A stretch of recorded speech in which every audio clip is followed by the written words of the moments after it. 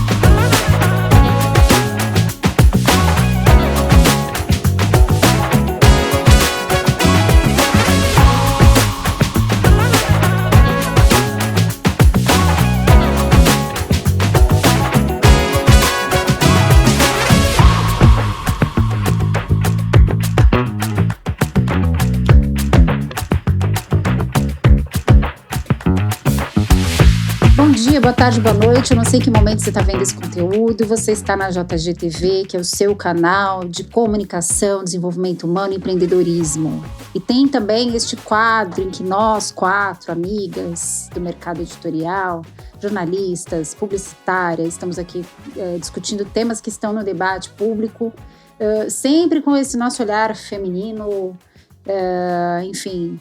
E outros olhares sarcásticos, femininos, humorísticos, afiados. E estamos aqui.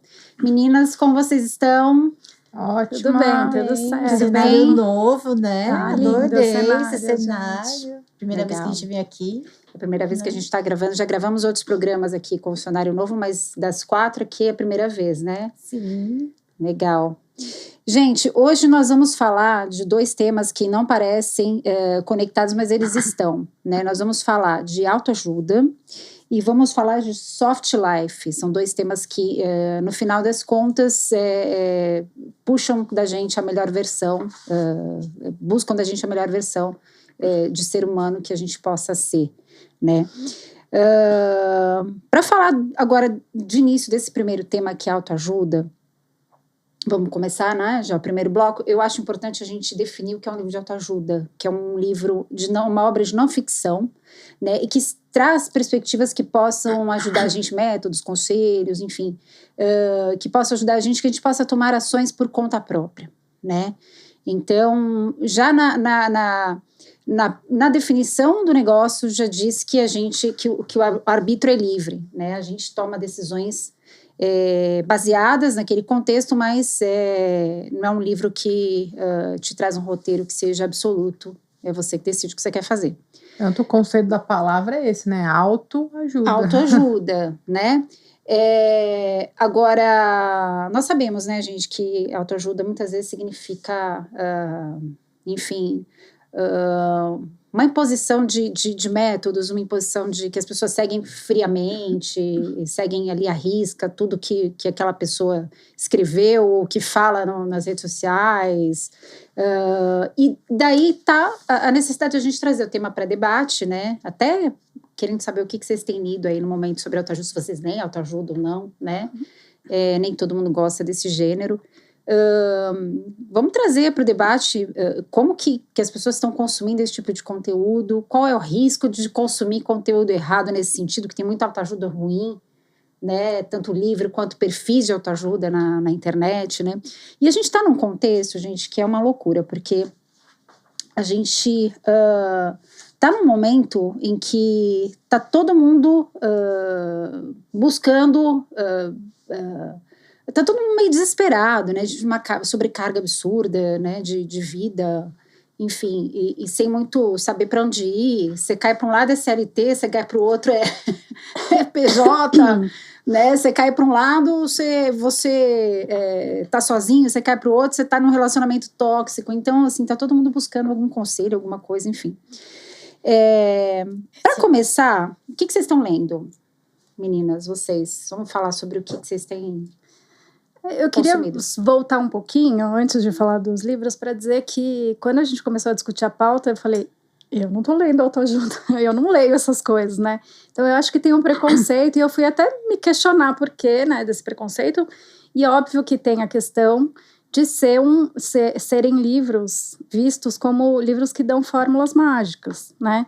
Então, assim, que simplificam muito Sim. alguma questão muito complexa da vida, né, e tal.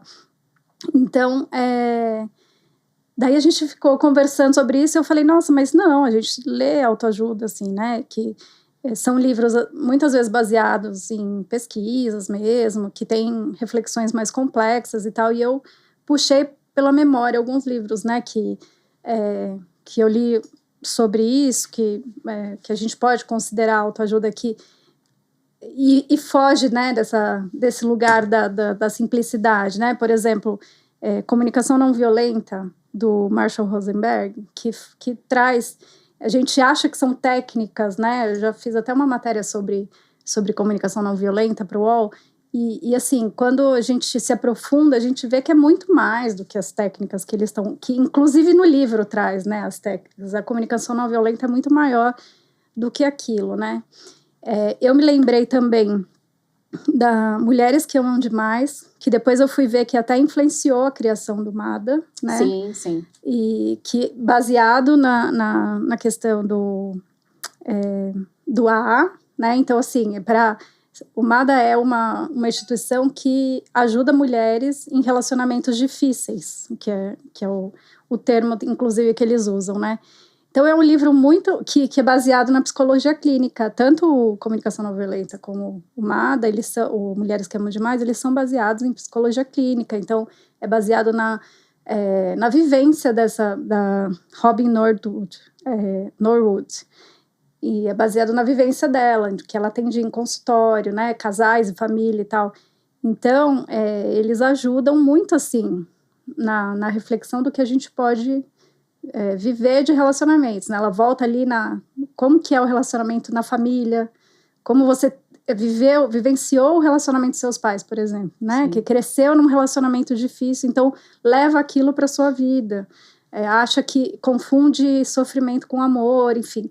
Então são reflexões bem importantes que a gente pode tirar disso. É que esse exemplo que você deu não traz a solução pronta, ela é uma inspiração, que eu acho que é essa a diferença que a gente tem que pontuar um pouco, porque eu acho que a autoajuda realmente caiu nesse conceito mais banalizado, que a gente já pensa isso que você refletiu de, nossa, eu não leio esse tipo de coisa, porque a gente realmente acha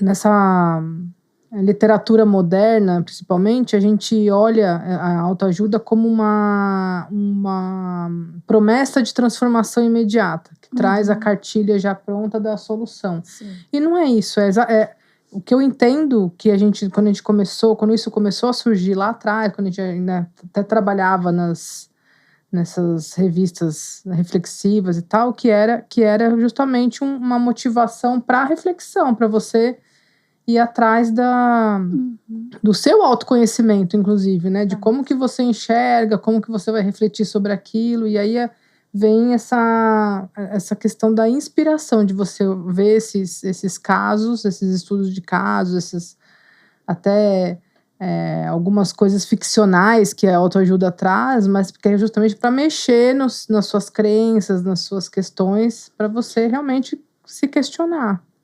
A Ju comentou sobre a questão da saúde mental, que a gente está atolado, né, em coisas, e às vezes muito cansado e tal. E o que eu refleti sobre isso, desculpa, é que o livro de autoajuda ele não pode ser o seu único pilar de sustentação, né? Então, muitas assim, vezes ele é a porta de entrada para uma leitura mais profunda e para uma busca de uma ajuda profissional, muitas vezes, no caso de saúde mental, né? Exatamente. Sim, às vezes é justamente o insight que você precisava para ir buscar um tratamento mais aprofundado, né? Talvez perceber que você tem alguma coisa ali que precisa ser melhorada, né? Uhum. Perceber ali, dar um gancho, né? Isso que vocês estão falando, um start de algo não vai bem comigo, né? A gente sempre tem, é que quando a gente... O legal da autoajuda, que eu acho que é bacana a gente pontuar também, é porque a leitura, ela é muito também de fácil acesso, ela tem Um alcance. um alcance maior. Então, eu acho que acaba o insight ser mais... O insight acaba acontecendo de uma maneira mais natural, justamente por essa leitura ser mais dinâmica, talvez. Mais assim, né? acessível. É. Mas, ao mesmo tempo, tem aquilo, né, dos livros de autoajuda, que eu acho que foram grandes booms, que eu acho que acabaram modificando esse conceito do livro de autoajuda, dessa coisa da autopercepção e do autoconhecimento, e você ir atrás da melhoria. Por exemplo, os livros com a receita pronta, que foi o que degringolou, eu acho, a história do livro de autoajuda. Vou dar um exemplo aqui, O Segredo, né? Que é o livro que vem a receitinha pronta. Se você fizer isso, se você pensar, eu vou, eu quero, eu consigo, todo dia à noite você vai conseguir.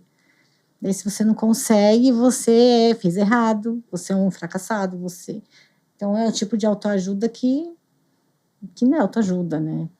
Então, mas será que essa mudança não veio junto com uma mudança de comportamento também da sociedade? Porque a gente vem vindo já algumas décadas nesse processo de querer as coisas mais rápidas, Exato. mais imediatas, mais, enfim. Então, eu acho que essa literatura ela foi mudando também para atender essa demanda. Mas atender de que forma, né?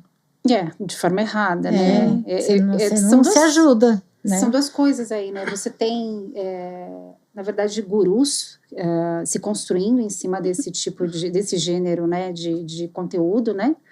E aí vamos falar de autoajuda não só... estamos falando aqui de mercado editorial de livros, principalmente de consumo de livros, né? Que é um dos gêneros mais consumidos no Brasil. Mas também de perfis, né, na internet, enfim, de figuras e influencers que estão nessa linha de trabalhar autoajuda.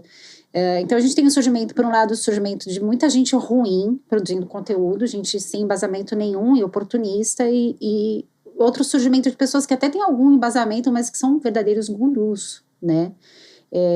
Os canais dos Red Pills todos, eles têm esse conceito de trazer indo a transformação e a solução imediata. Indo para esse extremo, a gente tem os Red Pills, mas por outro lado, a gente tem o Tony Robbins, que é um dos maiores autores de autoajuda e tudo mais, que inspiram um comportamento. Não estou dizendo que o Tony Robbins dirige alguma seita de maneira nenhuma, não é esse o objetivo dessa fala, mas assim, pessoas que se comportam e que inspiram comportamento de seita, né? Então, aí você segue ali ferozmente uma filosofia, um determinado método e tal, e aí aquilo que a Monique falou, que se você não consegue, se você não tem resultado, a culpa é sua, né?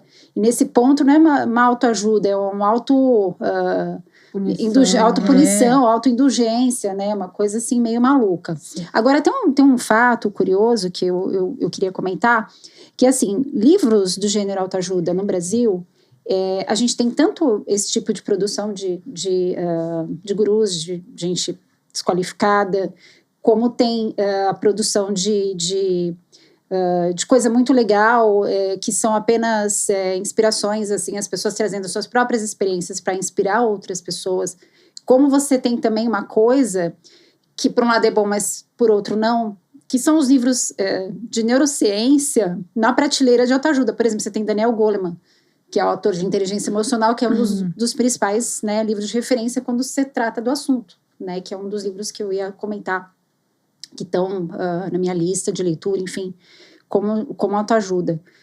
Você tem um livro chamado Fator Bem-Estar, que traz uma pesquisa da Gallup enorme, falando do que leva você a ter mais bem-estar, define lá os 5 fatores mais essenciais para você trabalhar e você tentar alcançar o bem-estar trabalhando esses 5 fatores de uma forma meio que equânime e tal, que é do Jim Harter e do Tom Rath. Depois a gente vai colocar todas as referências, as capinhas aqui dos livros que a gente está comentando, tanto na descrição quanto de alguma forma visual aqui para vocês na tela. E aí, assim, você tendo livros de neurociência importantes e de autores e com pesquisas de referência tão legais, né, na prateleira de autoajuda, você tem um problema que é autoajuda, não vou ler. E é um livro bacana, e aí quem tem preconceito com esse tipo de leitura não vai pegar, não vai nem chegar perto, né?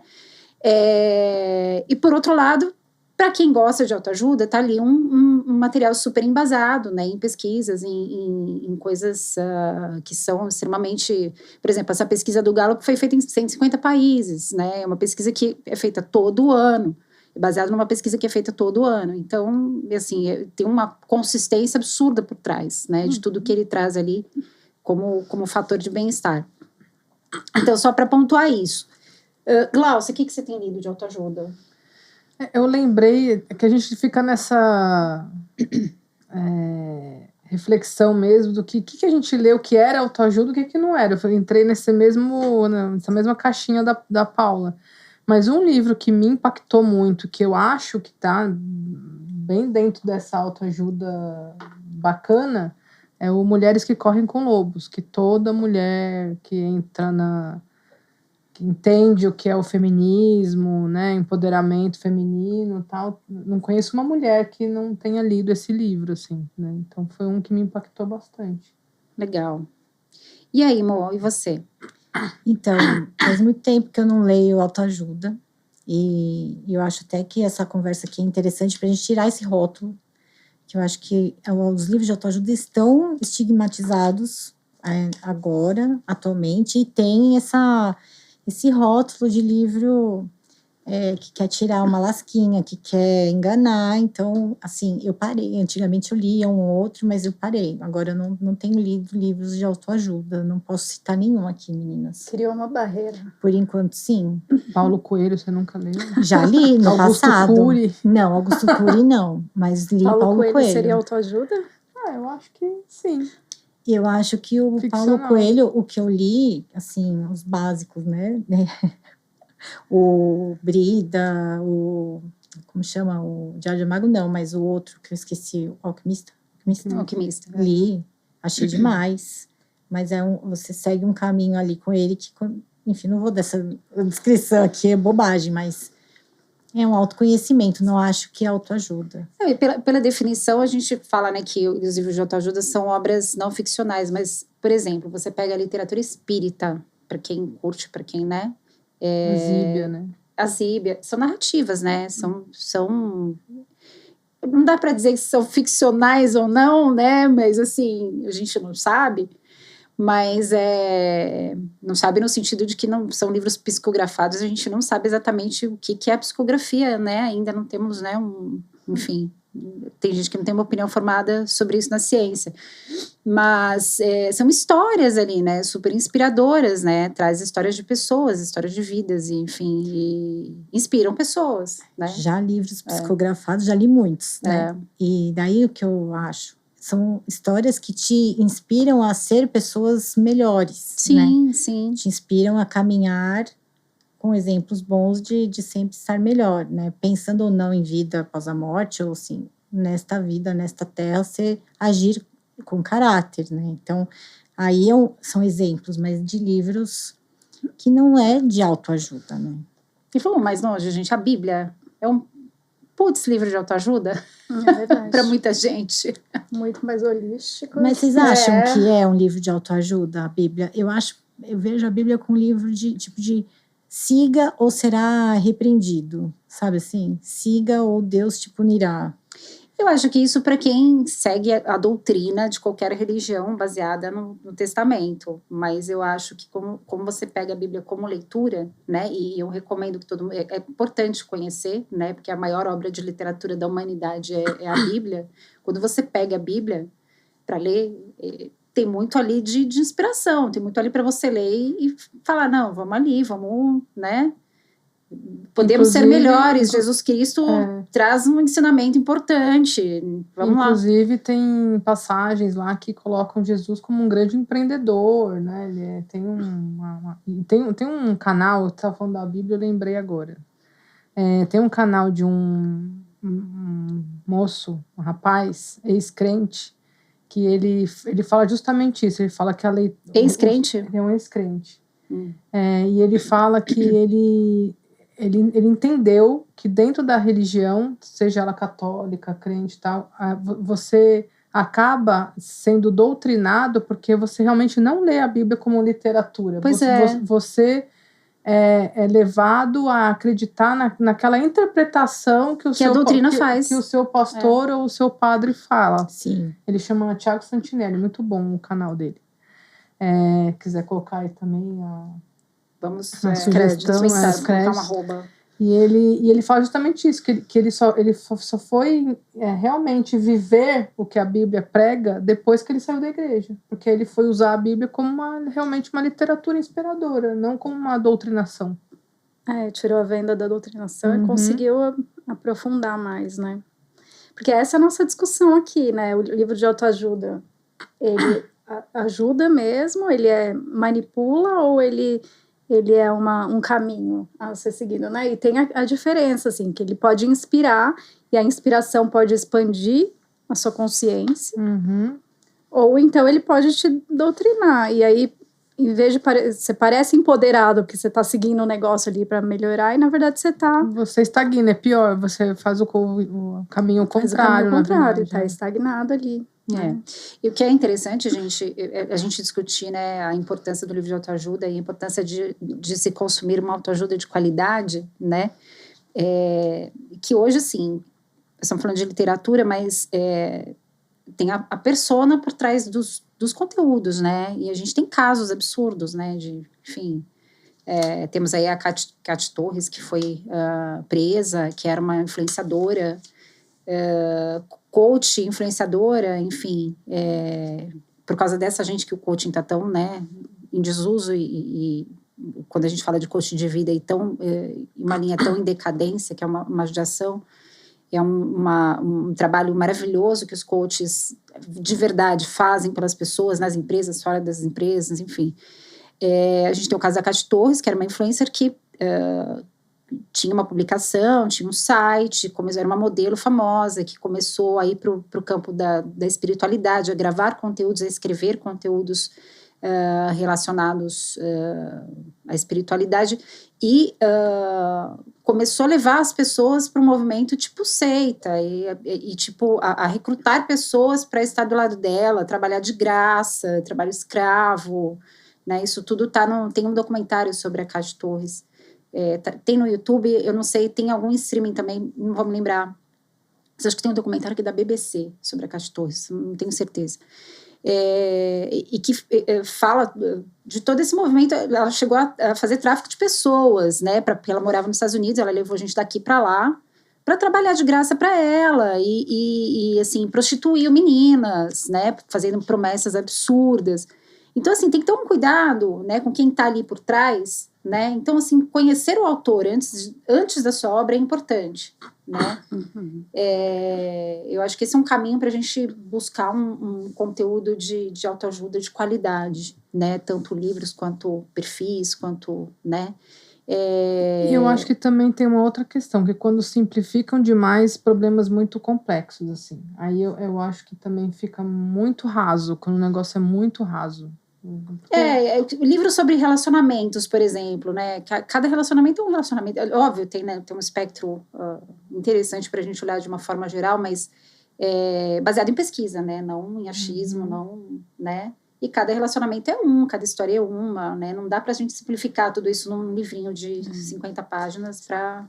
E acaba transformando, às vezes, né, o que é ruim até desse livro de autoajuda, o sofrimento numa falha moral, ou então numa culpa da própria pessoa, enfim, né? Uma culpa pela não performance, né? Então, aí é bem difícil, realmente. Acho que a Monique fez uma pesquisinha sobre eventuais danos da autoajuda ruim aí. Dessa vez eu que fiz uma pesquisa, né? Porque sempre vocês, as jornalistas que fazem, dessa vez eu fiz. Quando os livros de autoajuda podem ser prejudiciais. Daí, como a Glau falou, quando elas simplificam problemas complexos, né? Frases como basta querer, pense positivo, você cria a sua própria realidade. Pode gerar culpa excessiva, sensação de fracasso, autocrítica. E transpõe isso para um perfil de Instagram, é a mesma coisa, né? Isso. Quando substitui tratamento profissional, que esse eu acho o ponto mais importante, né? A pessoa usa apenas livros e evita a psicoterapia, a psiquiatria e a orientação médica. Livros não avaliam o caso individual, que a gente já conversou aqui, né? Quando reforçam a positividade tóxica, que eu acho que isso é muito também importante. A ideia de que não se pode sentir tristeza, reclamar é fraqueza, sofrer é falta de gratidão. Invalidando totalmente sentimentos normais e válidos de N situações na vida. Exato, aqui Que de novo reforça esse comportamento social que a gente tá vivendo, né? Porque é bem isso, assim, a gente não pode fraquejar, não pode ficar triste, não pode, tem que estar sempre Exato. performando. A pesquisa até fala, emoções negativas também têm função psicológica, senão fica aquela coisa que eu preciso ser feliz. Felicidade significa sucesso, né? E não é assim, né? Nós não somos robôs ali, né? Tem que estar sempre na mesma faixa, né? Uhum. A gente sabe que experiências negativas também nos levam para frente, né? E aqui, quando promovem fórmulas universais. Esse problema dos livros também de autoajuda, os ruins, né? Faz isso, faz aquilo, mais um vai dar 2. Não, né? Cada pessoa tem uma história, uma estrutura emocional e condições sociais. Sim. E quando criam dependência de motivação. Pico de empolgação, mudança, queda de motivação e busca por outro livro. E quando reforçam crenças distorcidas. Por exemplo, se não deu certo é porque você não acreditou o suficiente. E que isso aumenta a vergonha e a sensação de inadequação. É isso. Daí depois ele até dá aqui o que faz um livro bom. Quando ele é usado como complemento, não substituição de ajuda profissional, tem base em psicologia séria, incentiva a responsabilidade sem culpar e reconhece limites humanos. Então, eu acho que isso resume muito, assim, não é bem um resumo, né? Mas seguindo isso... É o que eu comentei sobre a importância do autoconhecimento, de você entender se aquilo é bom para você ou não, e usar como ferramenta, e não como apoio, assim, único apoio, né? E aí, tem até uma perguntinha aqui também que eu anotei. Quando você fala assim, isso me permite discordar? Né? Que não é comportamento seita, é uma coisa que te leva à reflexão do que você pode melhorar, em cima das condições que são muito pessoais, né? Sim. Tem sempre um pensamento crítico, né, sim, das exato. coisas. Você pode reconhecer erros também, contradições, enfim, né? Nada é absoluto. Né? Quando a gente pode desconfiar que alguma coisa é muito absoluta, é porque tem alguma coisa errada, né? Se exige fé também, né? Você precisa acreditar fielmente naquilo.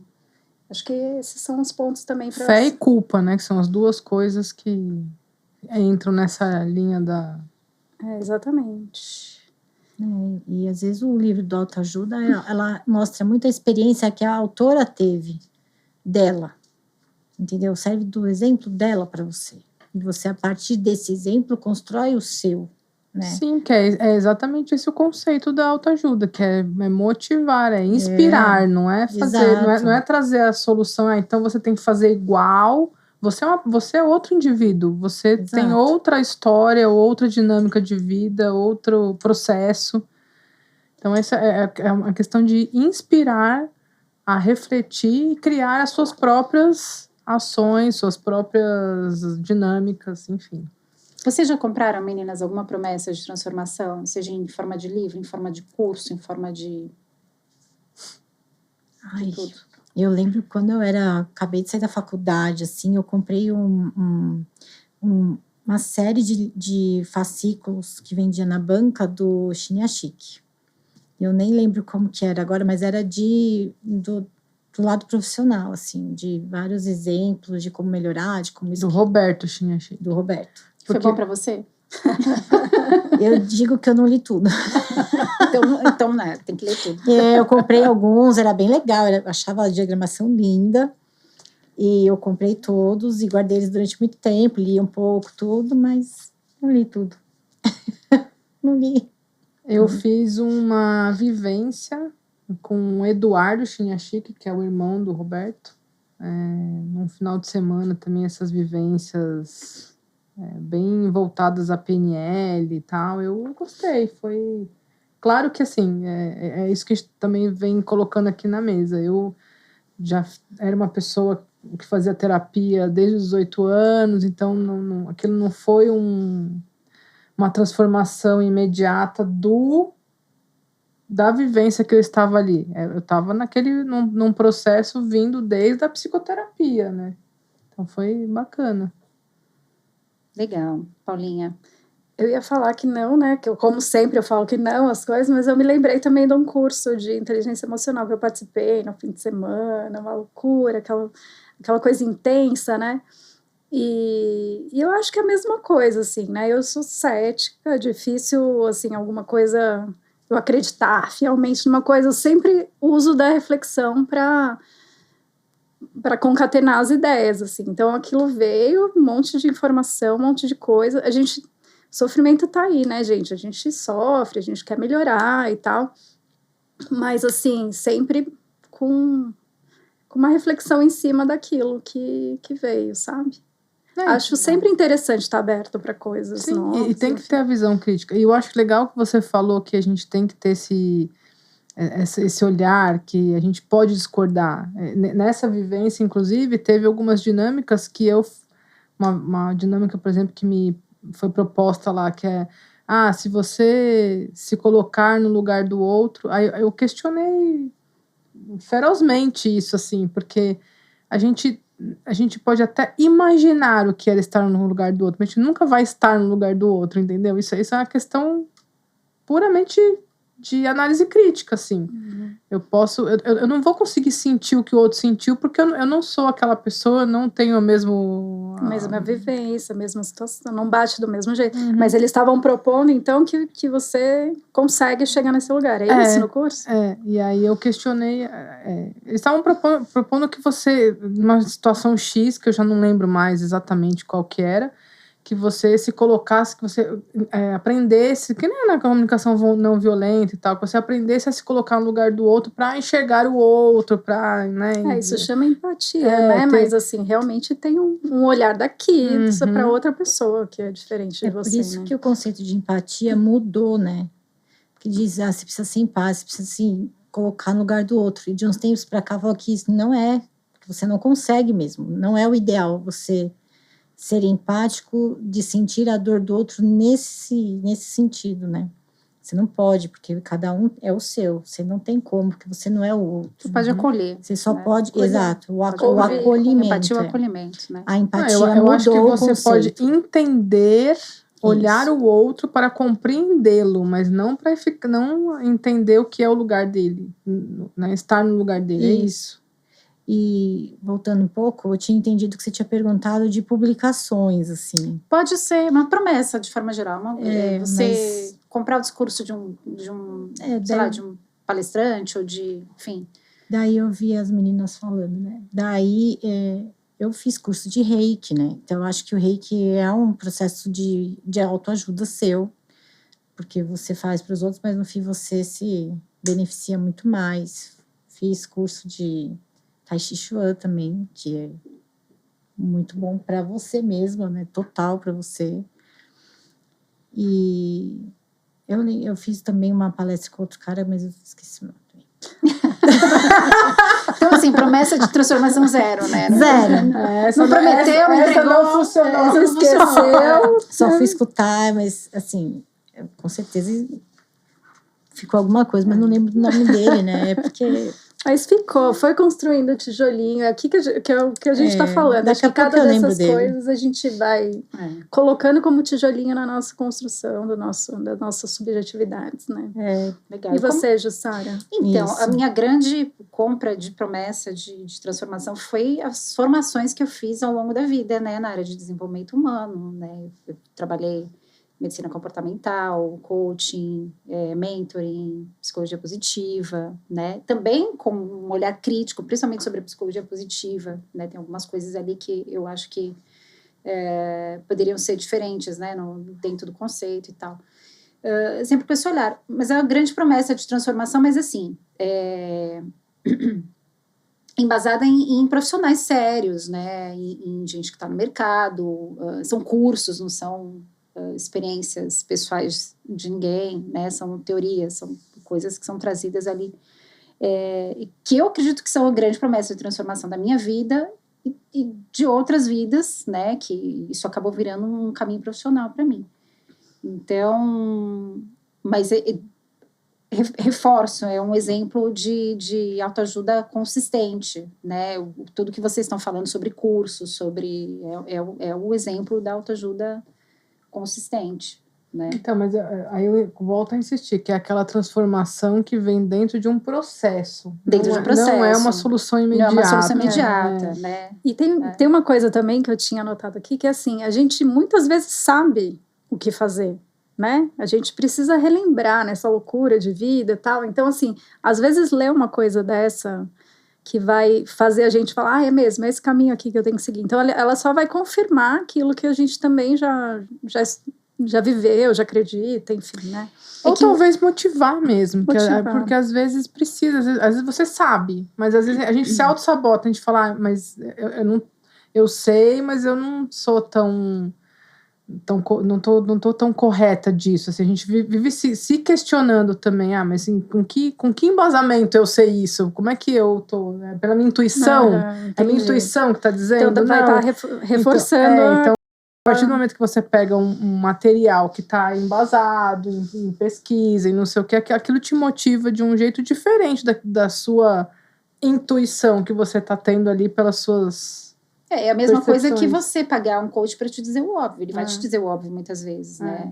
Porque o óbvio, ele se ressignifica no olhar do outro, no embasamento profissional do outro, né? Muitas vezes a gente repete coisas que a gente vai se ouvir, né? Nesse processo aí de busca, processo de autoajuda. A gente se ouve novamente e aquilo vai mudando de significado e você vai entendendo e aí você sabe qual caminho você tem que seguir, né? Tem tudo isso aí. Eu quero fazer um jabá, gente. Eu estou lançando um livro que se chama Autoemprego, né? Quando ser o seu próprio chefe vira uma armadilha. E é um livro de autoajuda, tá, gente?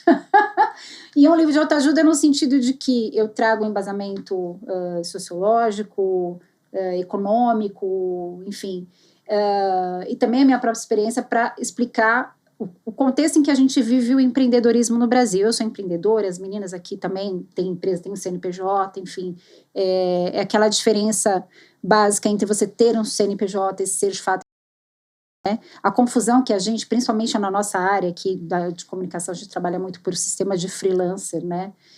A gente entender onde termina o freelancer, onde começa o empreendedorismo, né? A gente vive muitas vezes numa linha muito tênue. A pejotização. Tendo que fazer muitas vezes uma entrega como empresa, mas recebendo e uma total vulnerabilidade como um freelancer, como um profissional autônomo. Então esse livro, ele contextualiza o empreendedorismo, né? E mostra que o fato de você ter um CNPJ e não conseguir emplacar, muitas vezes não é culpa sua, né? Eu tiro a culpa do profissional sobre isso. E que a gente precisa olhar para esse contexto em que a gente está empreendendo e entender, né? Quais são as pressões externas, o que realmente é movimento individual para conseguir sair de um nível ali de precarizado de trabalho e de empreendedorismo, né? Então, estou fazendo jabá. Esse livro, eu não sei se ele já vai ter sido lançado quando esse programa for ao ar, mas vai ter aqui embaixo todos os caminhos para você adquirir, enfim. Super importante, né? Nos dias de hoje, com as vivências que a gente tem hoje nessa sociedade, é um assunto muito legal. E no mercado de trabalho. Isso que eu ia falar, esse mundo do trabalho que a gente vive é uma ótima leitura para se orientar sobre esse assunto, inclusive. Obrigada, meninas. Se a gente vender aqui pelo link, todas vão ganhar comissão, né? Ai, gente, nem é por isso. Nem é por isso, não quero. Mas vamos aproveitar também para fazer o jabá do nosso canal, né, no YouTube. Nós temos aí a JGTV no YouTube. Agora estamos aqui na TV Mais também, que circula aí nas operadoras de TV por assinatura no Rio Grande do Sul e algumas cidades de Santa Catarina, e na internet com aplicativo próprio.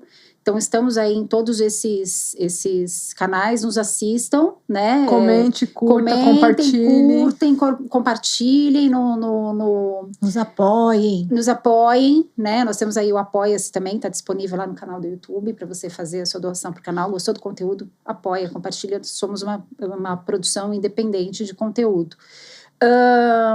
Inclusive, nos comentários podiam até colocar sugestões de temas que Isso que eu ia falar, a gente... sugestões de pauta pra gente bater papo aqui, enfim, porque a gente busca temas que estão no hype, né, nas redes sociais, nos trends do Google, do Twitter, que não é mais Twitter, enfim, no X, no X. Gente, curta agora, antes que você esqueça. Curte aí, ó, nesse momento. Vai. Isso é verdade. Tem que ser já. Deixar para depois eu esquecer. A história na volta a gente compra. Na volta a gente já sabe que vocês não compram. Então, vamos lá. Vamos passar para o próximo bloco, meninas? Vamos. O próximo bloco fala de soft life, que é um conceito para uma vida mais leve, né? E é interessante porque esse conceito ele surgiu na Nigéria, né? Assim, muito interessante, né? Por sei lá. E a gente está falando aí de uma vida com leveza no sentido de escolhas, de construir a vida de uma forma mais simples, de escolhas que não sejam pautadas em performance, mas em bem-estar, de você muitas vezes fazer escolhas profissionais e econômicas diferentes, né? Você ter uma vida mais, como fala quando a gente é clean, me ajudem, meninas, o termo? Minimalista. É uma vida mais minimalista e a gente viver com menos, né? Isso é uma decisão que muito comum em quem vive sob esse conceito de soft life. E a discussão aqui, gente, é quem pode ter uma soft life, uma vida leve, né? É um privilégio, né? Tem gente que pode escolher, tem gente que não, aliás, tem gente que não pode escolher viver assim. Né? Como que a gente discute esse tema para uma realidade como o Brasil, por exemplo, de desigualdade, de gente que precisa levantar às 4 horas da manhã para ir trabalhar, pega 3, 4 conduções. Como tornar a vida dessa pessoa leve? Né? Quer dizer, é uma discussão econômica, não é? Levantar uma questão polêmica política que quem faz jornada 6x1 consegue ter uma vida leve? Não consegue. Pois é, gente, pois é. Não consegue. É muito complicado, mas 6x1 vai cair. Escuta o que eu tô falando. Quem tem que bater meta, por exemplo.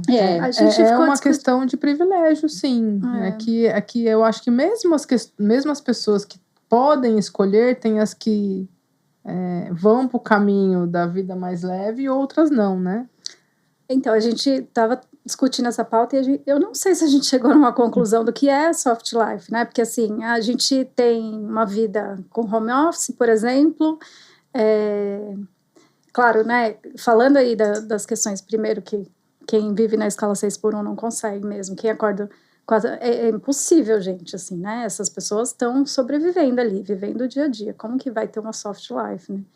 Mas aqui, né, na classe médica, a gente estava discutindo sobre isso, assim, a gente tem uma soft life porque a gente está no home office, né? A gente tem uma soft life porque a gente pode ir para parque, para cinema, para teatro. Então, assim, é esse o ponto, né? Exatamente assim, não ficou claro. Eu acho que, assim, existe uma decisão, o que eu penso disso, de soft life, que algumas pessoas vão, por exemplo, morar em outro lugar, vão para o interior, vão tentar uma vida menos atribulada. Fora de São Paulo já é uma vida um pouco menos atribulada, assim, né? Mas ainda assim eu fiquei em dúvida. Queria ouvir vocês também. É que eu acho que esse movimento veio em resposta a um outro fenômeno que a gente vem falando também há alguns programas aqui, que é o do burnout. Então, a sociedade está colapsando, assim. Então, eu acho que esse movimento é um que vem respondendo a isso, que é, gente, ou a gente para, né, ou a gente vai colapsar mesmo. Então, eu acho que existem várias maneiras de você entender o que é esse soft life, que é justamente, então o que é para mim? Pode ser para mim, pode ser diferente para ela, pode ser diferente para Monique, pode ser diferente para você. Para mim, então, é a questão da moradia. Eu preciso ir morar na praia para ter um pouco mais de paz de espírito. A leveza é o conceito subjetivo. A soft life é uma decisão por viver com leveza. Né? Então, acho que a partir do momento que você decide, eu quero uma vida mais leve. Então, você vai fazendo um movimento de simplificação, né? E de tirar tudo aquilo que realmente te traz peso para a vida. Trabalho é uma questão importantíssima. Como você falou, o movimento ele surge em resposta ao burnout. Né? O que eu posso simplificar do trabalho? Né? Quem tá na escala 6x1 não consegue, gente, né? Quem leva uma vida super atribulada, sem grana, muitas vezes não consegue, porque tem que trabalhar 12, 18 horas por dia para comprar comida, comprar almoço e janta. Às vezes, né? 2, 3 empregos, né? Para 2, conseguir 3 empregos. subsistência. Né? Faz Uber de noite, de manhã entrega a Shopee, e durante a tarde tem um emprego CLT, né? Então, é complicadíssimo, né? Então, nesse ponto, eu acredito que seja um privilégio você poder tomar esta decisão. É um privilégio.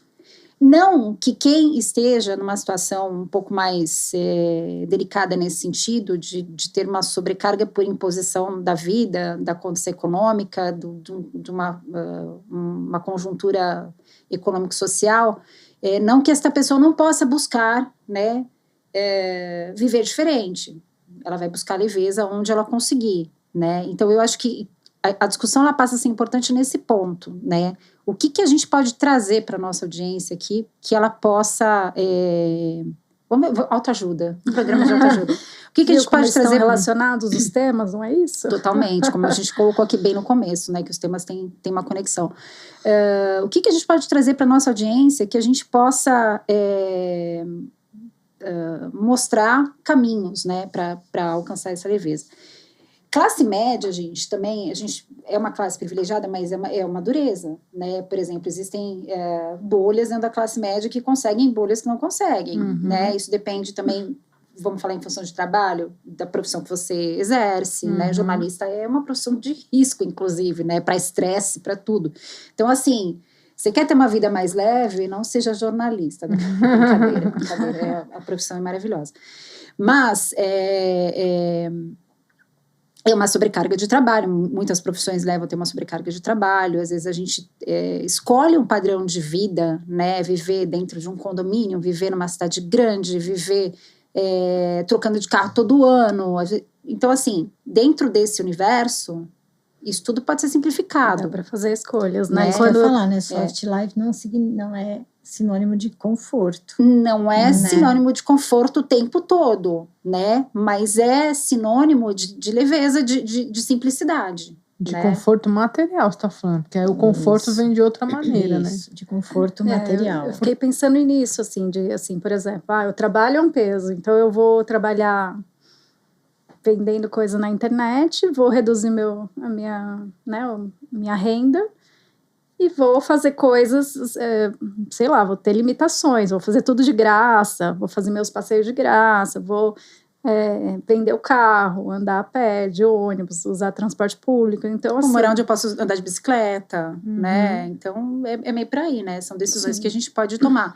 Um caminho que eu vejo, você pensar, por exemplo, você conhecer formas de viver de maneira mais sustentável, né, então você vai lá, estuda, pesquisa formas de viver. Eu conheço quem tenha feito esse caminho e ido para o interior montar uma fazenda agroecológica, uma comunidade agroecológica, né? Então, esse é um caminho, né? Uma casa totalmente sustentável. Uma casa de barro, feita de barro, né? Uma ecovila, né? Então, isso é um movimento que vai te levar para um outro caminho, também uma vida mais leve, mas, né, não necessariamente... você não precisa necessariamente sair de uma condição de privilégio para atingir esse nirvana, né, da soft life nesse sentido, né? Então, acho que o mas estudo... na própria cidade eu acho que é possível fazer isso. Quando você, mas aí que eu falo que você tem que ver o que é importante para você, o que não é. Sim, sim, Você sim. viver na cidade, por exemplo, morando perto de um metrô, de uma estação de metrô, e não tendo carro, você também facilita, você também Sim, deixa a sua vida mais sim, leve, entendeu? sim. E isso são pequenas coisas, né? Eu tô Uhum. dando um exemplo aqui de um movimento de transformação mesmo, né? Assim, por meio do estudo, que eu acho que se o caminho é transformar geral, eu acho que assim, a gente se munir de informações, se munir de conhecimento, a gente estudar, a gente, né? Esse é um caminho, Sim. né? É que na minha cabeça, parece que tudo que é mais leve tem que sair da cidade para o interior. Não, porque não, e não, é não isso, necessariamente. né? Eu pensei no desapego. E o desapego, aí vamos passando para os pequenos Isso. hábitos, para as pequenas ações, para aquilo que Isso. impacta o nosso dia a dia. É a escolha do transporte, é o desapego, a vida com o minimalismo. Um né? desapego realmente daí no sentido das coisas materiais mesmo, de você conseguir viver com menos, mas sem diminuir a sua qualidade de vida. E nas menores coisas, vou dizer aqui, uma casa que tem um enfeite na mesa. Eu posso viver sem enfeite na mesa, uma coisa a menos para me preocupar, né? Se ele quebra, se está sujo, se, né?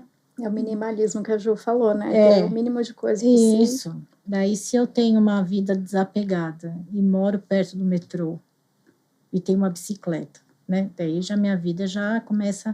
Eu não estou simplificando, não é uma vida simples. Daí eu acho que a gente tem uma soft life. Né? Por exemplo, não estou me cercando não estou comendo comida natural porque é mais barato, não estou barateando a minha vida, eu estou tornando os meus hábitos leves, entendeu? Estou deixando a minha vida mais confortável, mas não estou, entende? Eu ainda gosto de comer batata frita, eu ainda gosto de ir no cinema, ainda tenho hábitos caros, se eu quiser.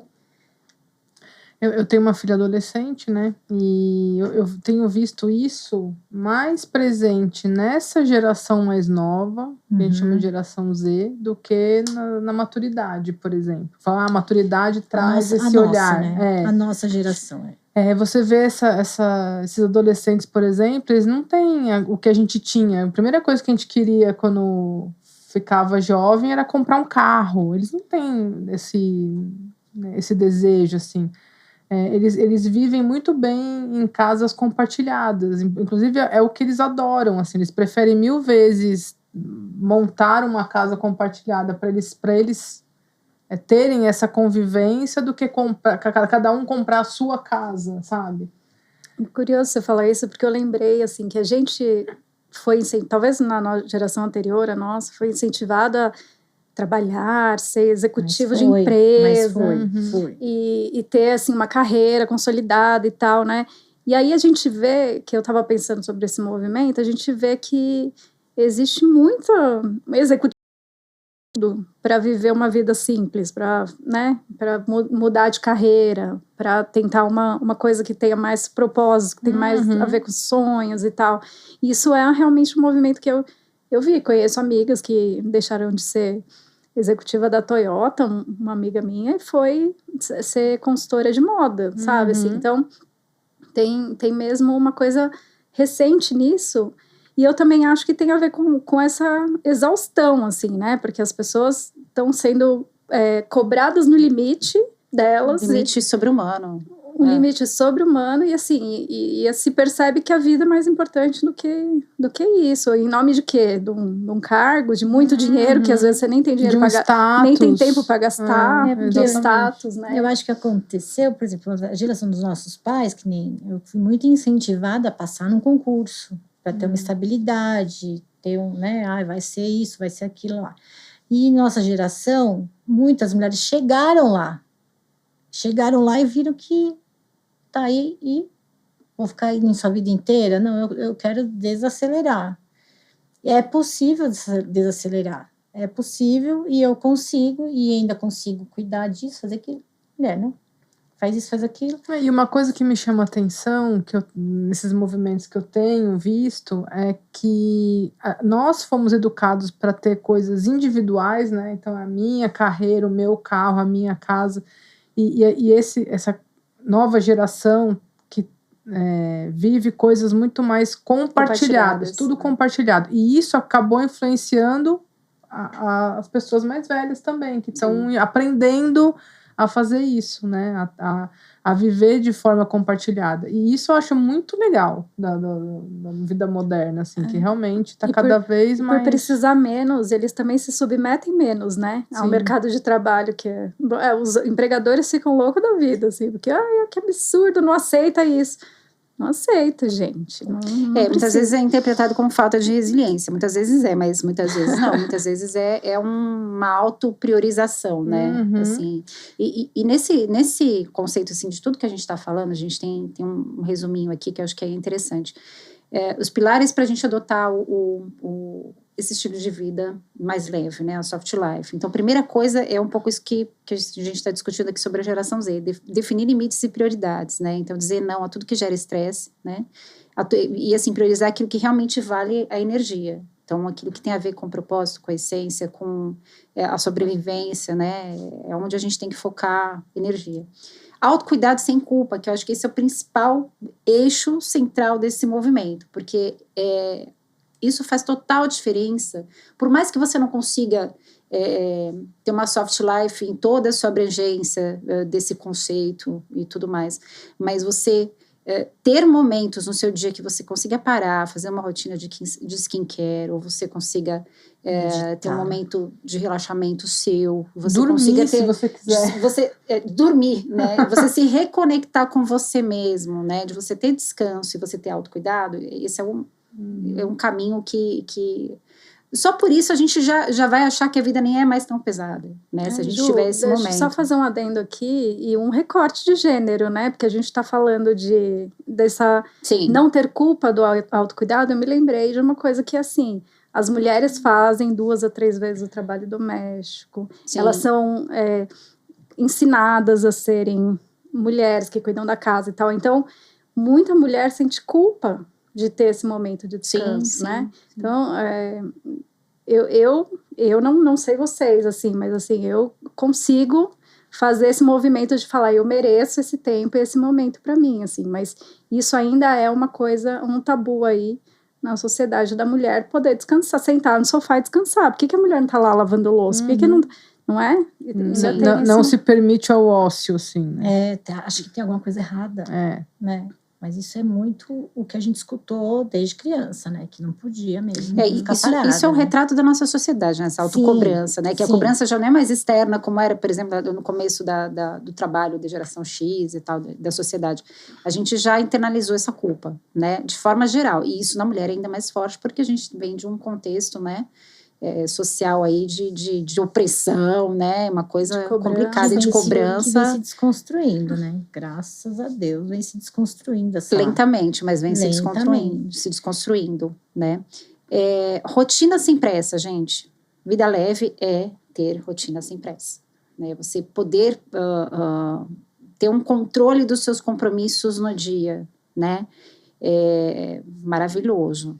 Só de você falar me deu um alívio de imaginar uma rotina sem pressa, né? Gostoso, dá um calor no coração, assim, porque a gente vive correndo. E se permitir isso, assim, eu acho que a vida leve entra nisso. Tipo assim, a minha agenda antes tinha 15 tarefas num dia só. Hoje eu coloco 5 e olho lá. Porque eu cheguei ao ponto de descer pra garagem, ver meu pneu furado e eu sentar no carro e começar a chorar porque eu tinha que perder 40 minutos num borracheiro para consertar meu pneu. Nesse nível de estresse, assim, que eu cheguei. Isso é loucura para qualquer um, né? E aí uma outra coisa que, assim, é acessível para todo mundo, né? É a gente apreciar o simples, né? A gente ter um olhar para a vida diferente, né? Quer dizer, você não precisa estar num restaurante chique para você ter um momento de bem-estar, para você ter uma comunhão com as pessoas. É o simples, estar aqui, né, entre vocês, e a gente ir ali, não precisa gastar muito, a gente vai ali, toma uma cerveja de litrão e tá tudo certo. É que nem o Teodoro, né, o nosso influencer querido Teodoro, que fala a vida no simples. Vem cá, vamos ver, vem no simples, né, que ele fala, o bordão dele lá. Eu acho que esse é o mais, você falou, acho que esse é o principal, assim. É o ponto principal, porque qualquer coisa, se você prestar atenção nele, você já desce o seu nível disso. Exatamente. O passarinho cantando, sabe? Estado Você já... de presença. Sim. Eu já tive indicação do meu psicólogo de falar assim, quando você for ali comprar o pão, olha para cima, veja a árvore, veja o passarinho. Isso. Cara, isso muda tudo, Tudo. exatamente tudo, realmente. Aprecia a borboleta, né? Até para leituras também, leituras gostosas como poesia, assim, que é uma coisa que te tira desse estado da correria, assim. Por isso que é tão gostoso ouvir você falar, vida tranquila, uma rotina que a gente vive na pressa. Então, E acho que mas só imaginar, mas só imaginar não viver uma rotina na pressa já é. E acho que esse observar a borboleta, veja a árvore, escuta o passarinho, te faz lembrar que você faz parte de uma outra coisa maior ali também, sabe? Você faz parte de um todo ali, que te tira dessa agonia, dessa pressão, de falar, não, pera, eu faço parte, sabe? Eu vou fazer uma provocação para vocês e para o nosso telespectador. Nossa audiência. Nossa audiência. Telespectador. Eu estava pensando nessa pauta e me veio uma reflexão que eu achei muito legal. Há quanto tempo faz que vocês tomam banho sem cantar no chuveiro? Nossa, não, isso comigo não existe. A Jussara cantora, eu sempre, gente? Se eu não tô cantando, eu tô falando, eu me comunico muito, assim, sozinha no chuveiro. Mas então, eu não. Eu me peguei nisso, assim, eu falei, gente, eu era tão assim, só que hoje em dia a gente toma banho já pensando no, eu vou sair daqui, vou colocar tal roupa, vou correr para não sei onde, que hoje eu tenho que fazer tais e tais coisas. Hoje em dia eu reduzi a música, assim, no sentido de cantar uma só, porque é o que o banho permite por uma questão ecológica, né, gente? Não vou ficar 2, 3 horas no banho, porque é uma questão ecológica. Eu falo com o cachorro, eu canto, eu também penso rapidinho no que eu vou fazer, mas gente. nossa, eu fico... eu acho que quem falo comigo mesmo. Quem tá no home office tem esse privilégio, né? E aí acho que realmente é um privilégio. Eu tô na minha casa, eu tô o dia inteiro com os meus cachorros, eu paro, eu faço carinho, eu olho para um, eu olho para outro, sabe, assim, eu tenho 8 bichos na minha casa, então são 8 momentos diferentes em que alguma coisa acontece ali de positivo que torna o meu dia mais leve, né? Mas, mais uma vez, isso é um privilégio meu, né? E aí, falando em privilégio, vem um eixo aqui também do que fazer para ter uma vida mais leve, que é assim, ter segurança emocional e financeira, que aí eu acho que é onde pega o negócio, porque num país desigual como que a gente vive, né, isso fica bem difícil. Totalmente. Né, e talvez isso impacte todos os outros itens. Talvez não, mas muito provavelmente sim. E caro, né? As coisas, né? Além de desigual, é um país que é caro você se manter, Sim. né? Dependendo de quantos filhos você tem, e você quer saúde, quer educação, etc, né? Sim. Eu pensei na saúde. Para você começar a pensar nisso, você tem que ter um mínimo do básico, que muita gente não tem. A subsistência, né? Eu pensei na segurança emocional que você falou, né? Num país do feminicídio, dos índices alarmantes de feminicídio, de mulheres que sofrem violência, porque o feminicídio é só a ponta do iceberg, né? Imagina quantas não estão ali vivendo uma situação de violência diária que estão aguentando, né? Isso jovens que também vivem em situação de total vulnerabilidade, né? Que não tem perspectiva de trabalho, de vida, não tem formação. Né? Então, assim, é muito difícil, né? Família disfuncional. É um ponto que pega. Mas a gente tem diversos aspectos aqui em que a gente consegue... que são acessíveis para todo mundo, né? Para construir uma vida mais leve. Né? Eu falando só mais um adendo aí, falando do chuveiro ainda, eu acho que uma das coisas também que pode, uma questão muito simples que pode ajudar a gente a ter uma vida mais leve é parar de viver no futuro, que isso é uma coisa também que a vida moderna acaba viver o momento presente. Gente. É a presença que a Paulinha estava falando, né? Você olhar para aquilo que está acontecendo na sua frente. É a árvore, é o passarinho, é o problema que você tem para resolver agora, né? É o almoço, vamos saborear essa refeição. Ali, exatamente. Você não está pensando no que é muito difícil. A gente vive realmente com culpa pelo passado e ansioso pelo futuro, né? O presente, ele não existe, né? E quando a gente está nesse momento, é um treino que a gente tem que fazer, Mas é um treino muito interessante, né? Tem o mindfulness, até que faz aquela experiência da uva passa na boca, Da uva passa. Né? Em alguns momentos, eu sugiro que você faça isso, pare e preste atenção no que você está fazendo. Você vai ver que a luz aumenta ao seu redor. Um momento de flow, né? As percepções são diferentes, você vê coisas que, né, que você não via. Então, é bem interessante. É um treino interessante. Que você pode fazer isso. E tem um exercício também de você fechar o olho e você começar a perceber sua própria respiração. E assim, é um exercício de meditação, mas ele pode ser inicialmente só um exercício de percepção corporal, que também já muda a sua visão, de você sentir o seu corpo, de você pensar no seu braço, na sua mão, o que eu estou sentindo, né, nesse toque, nesse tato, minha perna, meu pé. Você vai escaneando o seu corpo, a técnica do escaneamento corporal, que a gente faz em Mindfulness também é extremamente interessante, né, de você parar para se perceber, para se reconectar com você. Isso é um ponto também bem interessante. Principalmente momentos de estresse, né? De Sim. Pressão, isso é ótimo. Sim. Gente, a gente precisa finalizar o programa, nós estamos chegando num tempo, esse quadro ele vai passar a ser mais curto, até em função da audiência aí da TV+, né? Você da TV+ está com a gente. Pra gente finalizar, cadê as citações, Glaucia? Citações do Cadê amor. as citações? Pois é, meu. Eu peguei uma aqui, que já que eu não consegui trazer nenhuma citação tão intelectual assim, eu trouxe uma ótima de um filósofo da vida moderna para fechar essa pauta do Soft Life. Que é do nosso querido mestre Zeca Pagodinho, que fala: deixa a vida me levar, a vida leva eu. E assim a gente termina o nosso quadro Juntas Geniosas aqui na JGTV, né, que agora a gente colocou aí o mais por conta da audiência de você e da TV+. Meninas, muito obrigada pelo papo de hoje. Vamos fazer o nosso brinde. Queremos ver seu livro em breve, hein, aqui. Vamos lá. Aí, obrigada para você que ficou com a gente até agora. Até.